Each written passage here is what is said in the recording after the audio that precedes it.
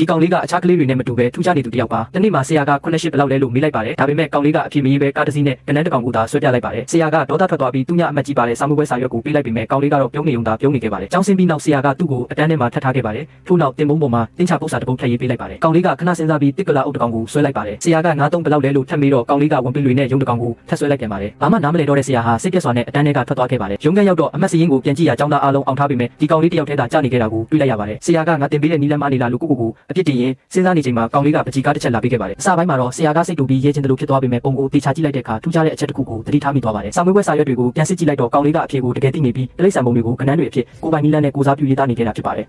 နောက်နေ့ကျောင်းဆင်းပြီးနောက်ဆရာကကောင်လေးကိုထပ်ထားပြီးတင်ပုံးပေါ်မှာပုံတပုံဆွဲပြလိုက်ပါတယ်ဒီတစ်ခါမှာတော့ကောင်လေးကအဖြေမှန်ကိုကဏ္ဍနဲ့ရေးနိုင်ခဲ့ပါတယ်သူ့ကိုပို့ပြီးနားလည်အောင်တင်ပေးနိုင်ဖို့ဆရာဟာစာကြည့်တိုက်ကိုတွားပြီးစာအုပ်ပေါင်းများစွာကိုလေ့လာခဲ့ပါတယ်နောက်ဆုံးမှာတော့ကောင်လေးနဲ့ကိုက်ညီတဲ့တင်ကြားနည်းကိုရှာတွေ့သွားခဲ့ပါတယ်အဲ့ဒီနောက်ဆရာကနေတိုင်းအချိန်ပေးပြီးစိတ်ရှိရှိနဲ့လေ့ကျင့်တင်ကြားပေးခဲ့ပါတယ်တဖြည်းဖြည်းနဲ့ကောင်လေးဟာအဖြေတွေကိုမှန်ကန်စွာရေးနိုင်လာပြီးအမှတ်30ကနေ60အထိတိုးတက်လာခဲ့ပါတယ်ဒီလိုတိုးတက်လာတာကိုမြင်ရတဲ့အတွက်ဆရာလည်းအလွန်ဝမ်းသာပြီးဖြစ်ခဲ့ပါတယ်ဝင်းနေတပင်နေ့မှာကျောင်းသားအားလုံးမိသားစုတွေနဲ့အတူအိမ်ပြန်သွားကြပေမဲ့ဒီကောင်လေးကတော့တယောက်တည်းရက်နေခဲ့ပါတယ်ဘာကြောင့်လဲဆိုတော့သူဟာမိဘမဲ့ကလေးတယောက်ဖြစ်နေလို့ပါကြည့်ရှုသူများအားလုံးစိတ်နှလုံးရှင်လန်းကြပါစေကာတွန်းဇာတ်ကားကောင်းများကြည့်ရှုခြင်းပါက like and follow လုပ်သွားပေးကြပါနော်